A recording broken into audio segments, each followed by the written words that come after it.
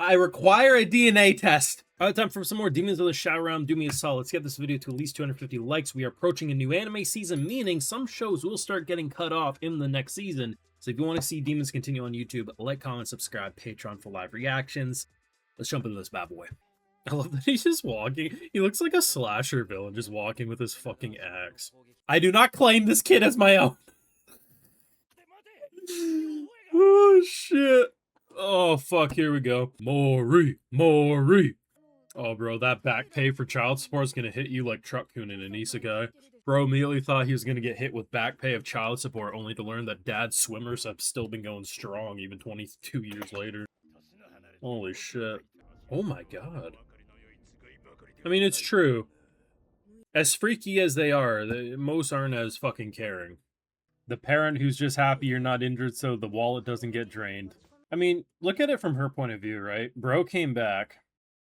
Looks like he's been gambling to strip clubs and now has come back with a secret love child.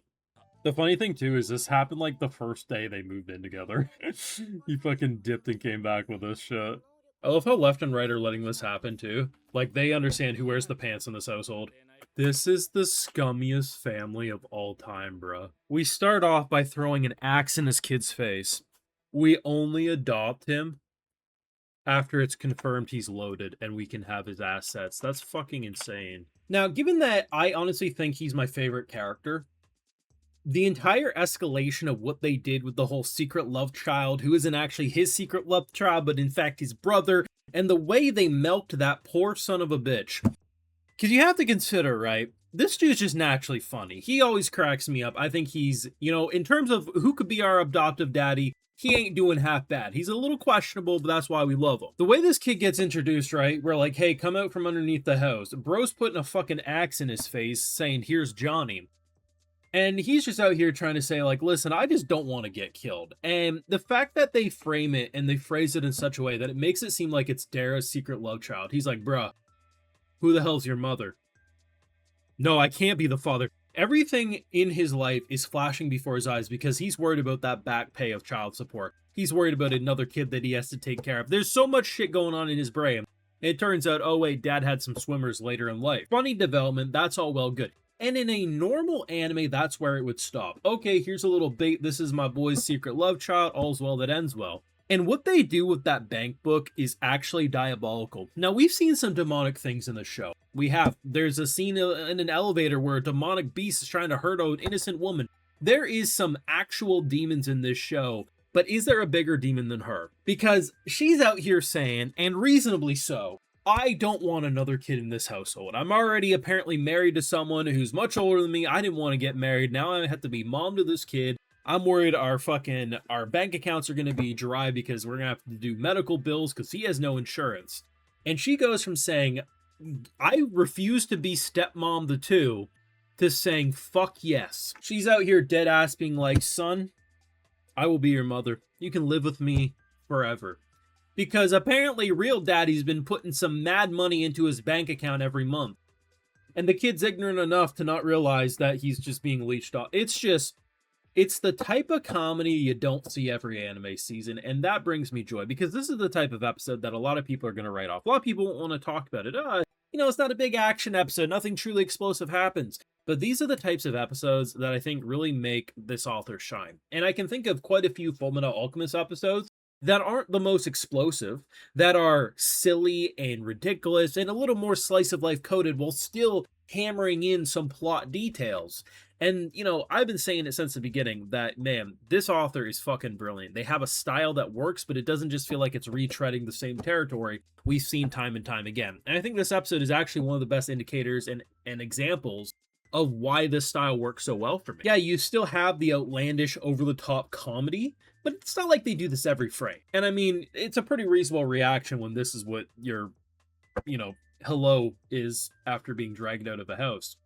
It's super interesting. I mean, they're continuing to flex about how the concepts of demons in general and the feelings. Of course, we have left and right who have a lot of feelings, of course.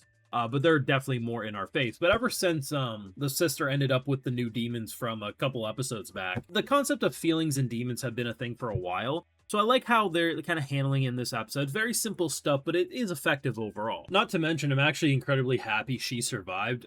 I thought she was dying this episode.